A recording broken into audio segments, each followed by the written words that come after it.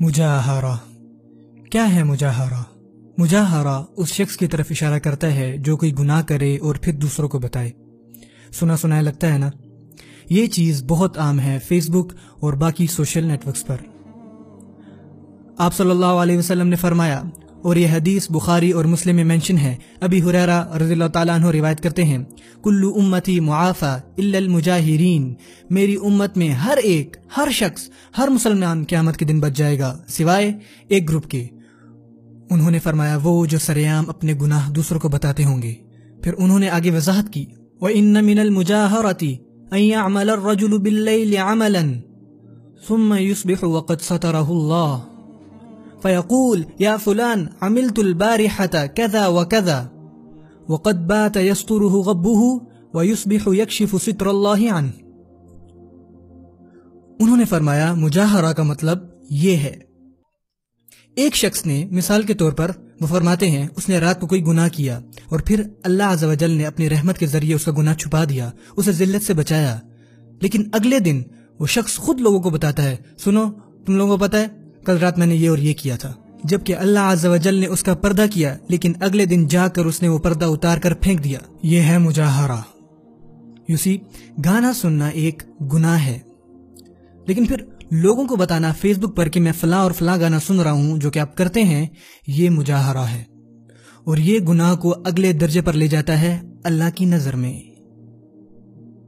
Club میں جانا یہ اپنے آپ میں ہی ایک گناہ ہے، پر لوگوں کو فیس بک پر بتانا اور اپنی تصویریں پوسٹ کرنا بوتلوں کے ساتھ، لڑکیوں کے ساتھ، روشنیوں میں، یہ چیز گناہ کو اگلے درجے پر لے جاتی ہے اللہ کی نظر میں، کیونکہ یہ مجاہرہ ہے۔ سسٹر، آپ اپنے حجاب کے لیے اسٹرگل کر رہی ہوں گی، یا پھر خود کو پرفیوم یا میک اپ سے آراستہ نہ کر کے گھر سے نکلنے پر جدوجہد کر رہی ہوں گی۔ اللہ سے توبہ کریں اور اپنی حفاظت کریں، بجائے اس کے کہ اپنی تصویریں پوسٹ کریں۔ مجاہرہ ایک چھوٹے سے گناہ کو بہت بڑا بنا دیتا ہے، اور مجاہرہ اگر کوئی شخص اس پر جمع رہے تو ممکن ہے کہ وہ کفر میں مبتلا ہو جائے۔ کیوں؟ کیونکہ اصل میں مجاہر کیا کہہ رہا ہوتا ہے؟ وہ بنیادی طور پر یہ کہہ رہا ہوتا ہے کہ اے اللہ، یہ آپ کے احکامات ہیں، میں نے ان کی نافرمانی کی اور مجھے اس کی کوئی پرواہ نہیں، اور میں یہ بات دنیا کو بھی بتاؤں گا کہ میں نے آپ کی نافرمانی کی ہے۔ یہ ہے وہ جو مجاہر کر رہا ہے، اور اسی لیے یہ چیز اتنی خطرناک ہے۔ اگر آپ کسی بھی گناہ میں مبتلا ہیں، چاہے وہ ہے اسموکنگ، شیشہ، music, pornography, women, lack of Islamic dress code, کوئی بھی گناہ جس میں میں اور آپ مبتلا ہیں، جس میں ہم نہ چاہتے ہوئے بھی مبتلا ہیں، well yourselves my brothers and sisters, اور اپنے گناہوں پر روئیں اور ان کو دوسروں کو مت بتائیں۔ امام الحاکم اپنی مستدرک میں روایت کرتے ہیں ابن عمر کی مستند سے کہ رسول اللہ صلی اللہ علیہ وسلم نے فرمایا، دور رہو ایسے غلیظ گناہوں سے جنہیں اللہ نے کرنے سے منع فرمایا ہے، اور جو کوئی ان میں پڑ جاتا ہے اور ایسے گناہ کر بیٹھتا ہے تو اسے کیا کرنا چاہیے؟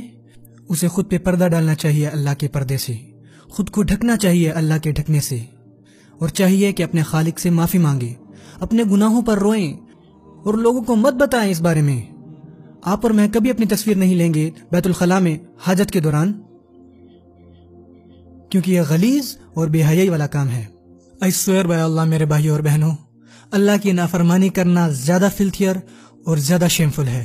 پھر کیوں آپ ویسی تصویریں پوسٹ کرتے ہیں یا پھر ویسے اسٹیٹس اپڈیٹ کرتے ہیں؟ کیا اب ہم اتنے کمزور ہو چکے ہیں کہ ایک پیور چیز کو فلتھی اور فلتھی کو پیور سمجھتے ہیں؟ We have to veil ourselves.